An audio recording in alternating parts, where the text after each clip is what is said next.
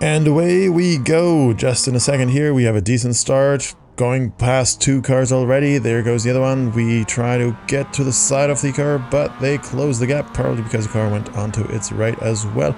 We have an action-packed first lap going. This is a rookie race for the Mazda at Navarra, so this is going to be action-packed and close driving for the majority of the race here. The car goes off on the right, cars go off on the left, the car on the right is going to slam into the cars on the track. This is good to avoid the chaos by staying a little bit back on the first turns, and we make it through unscathed, getting a good exit here, following along, making sure we can stay in this train of cars. Going into this downhill section with a tricky left-hand turn, braking early, car overtakes over on the side here, on the left, overtakes me, and we will try to stay with them, going around them as we regain that position in a daring maneuver onto the left side here. As I mentioned before, this is a rookie race. Thank you for joining me. So we will have a lot of action and close following for quite a while here. This is the second season that I'm driving at iRacing. Thank you for joining me. Probably said that 3 times now, but that's alright. On this particular race track, I was shocked with how much faster I was compared to last time. I was actually 6 seconds faster on my best time than in the prior season.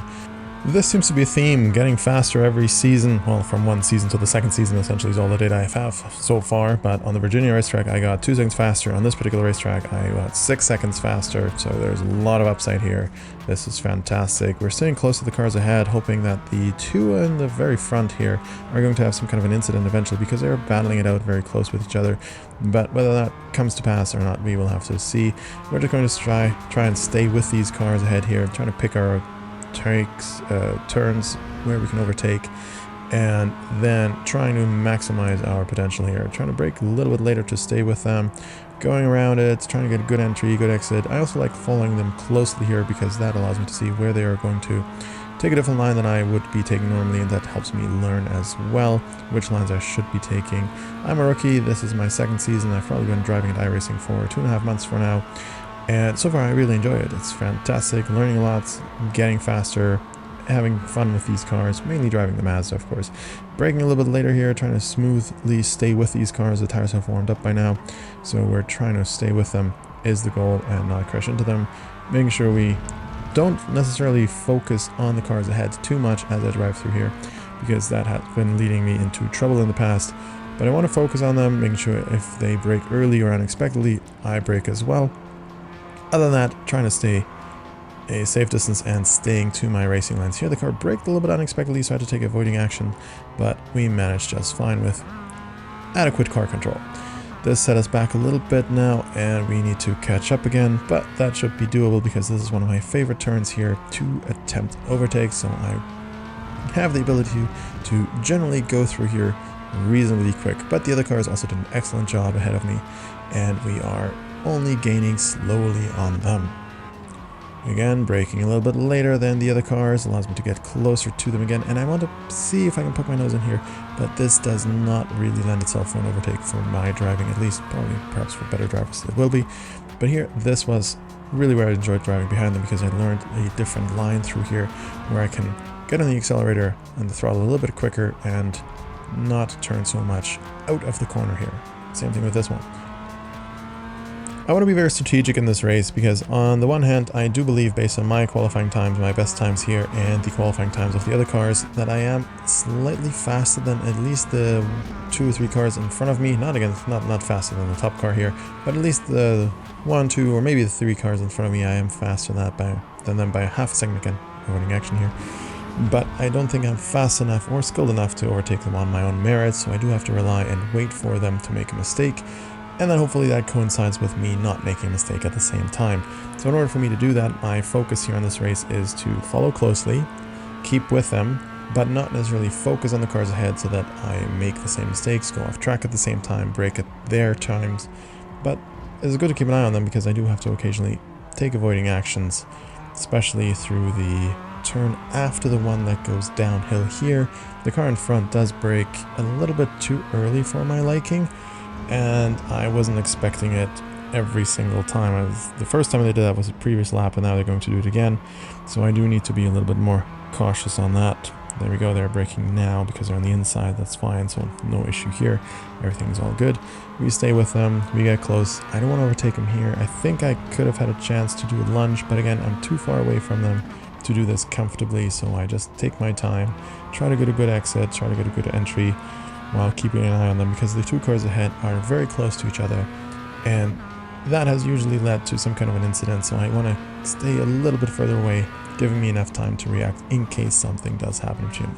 But so far, very clean race for them. Everything is going well. Again, I want to see if I can poke my nose in here and get a good exit. But alas, this is not going to be the turn where I will overtake them. Here, I'm now trying to use the exit a little bit faster. I did mess that one up, so trying to learn a new line based on what the cars ahead of me are doing during the race does not turn out so well. But again, I have the confidence here to catch up with them and stay with them, because they're also battling with each other. That means their lines are often compromised, and that means I can stay with them. I do have a yellow car behind me, and that is going to be a threat in just a couple of seconds here. But for now, we keep them at bay as we go into this last turn. I have a decent entry, but I do make a mistake and I drift too wide, get on the accelerator too quickly, and the yellow car is able to overtake me. That's okay, mistakes happen, no need to dwell on it, just to think about it and analyze it after the race is probably a good idea, trying to figure out why I made this mistake and then not make that mistake again. But now we just have to keep our head down and try to catch up to them again as we go into the uphill section, into the first couple of turns here. Now, the question is, I'm going to make a mistake here. Now, I don't know why the car reacts the way it did. Was it because after this little spin, I was just not driving correctly? My head wasn't in the right space for this? Or was there something different on the tires? Do the tires change in temperature once these spins happen? And then does this affect the car to handle differently? I'm not sure. There are tire temperatures displayed, but they don't seem to update during a race on the Mazda, which I suppose is also fine because this is a Mazda and not some high-tech super luxury vehicle that Formula 1 people would be driving on the racetrack. So maybe it doesn't update temperature of the tires live. But if it does, let me know, because I could not find where it does that.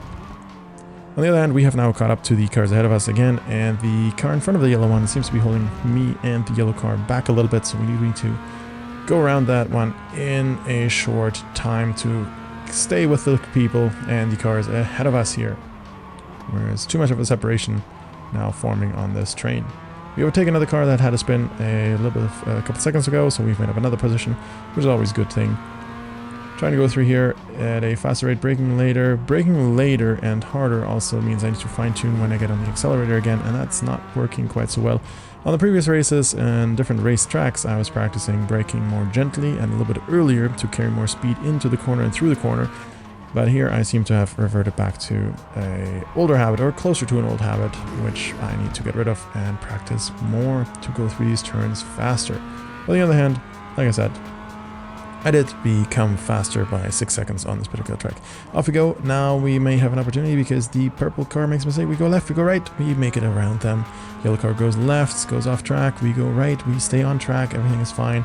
And now we are in the straight here, trying to stay with the yellow car, getting a little bit closer on the uphill section. I do like the uphill section. I can practice my braking later and gentler to carry more speed, and I do feel like I have a little bit more control this way as well, depending on which gear I am still in, depending on when I actually downshift. So I shift down very late here into gear 1 and try not to go into the car in front of me, the yellow one here. So we stay with them. They had a little bit wider exit than I thought they would have had.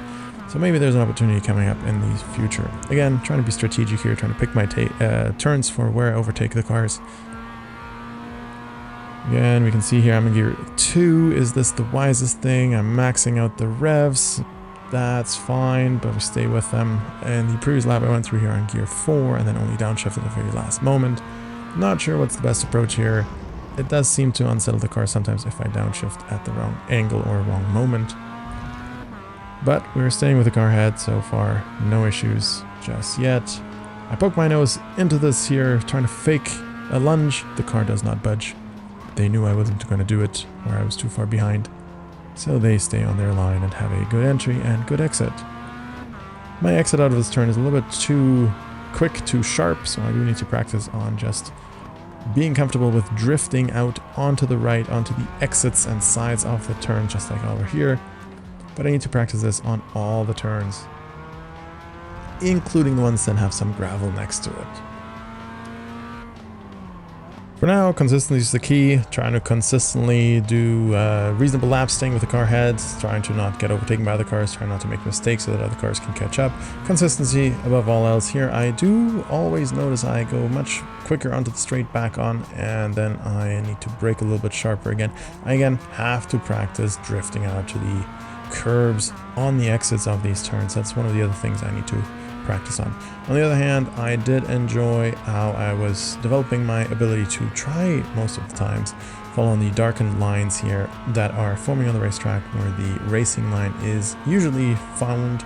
So that's working out well for the most part, and it allows me to stay close with the cars ahead of me. Now this car is going to make a mistake, and we will capitalize on it. A small mistake like this allows us to go on to the left. We stay on the left. Again, making these decisions on whether to go left or right.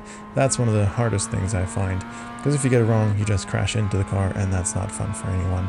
They might even get mad. So how do you go around them? One of the other videos from a different YouTuber, they said you just gotta put the throttle down, pick a side, and hope for the best that you pick the right one. That seems nerve-wracking, but I guess that's true, and I'll have to just get comfortable with that and practice picking a side, picking a wide side where they're likely not sliding towards, and then trying to take it from there. The yellow car has caught up with me again. They are staying behind me. This is one of the closest races I've had for a long time, both with me following other cars and other cars following me. So this is quite exciting. I did enjoy it. It wasn't even as nerve-wracking as I suspected it might have been in hindsight. So there we go. I guess it means I am enjoying it. I am having a lot of fun. And iRacing does pair you up with drivers of similar skill level so that there is close racing for the most part, and it doesn't become a lonely race all the time. But that is going to make it more fun, and that's what we want. We want to improve by driving with people who will push us a little bit and help us develop our own skills as we go through here.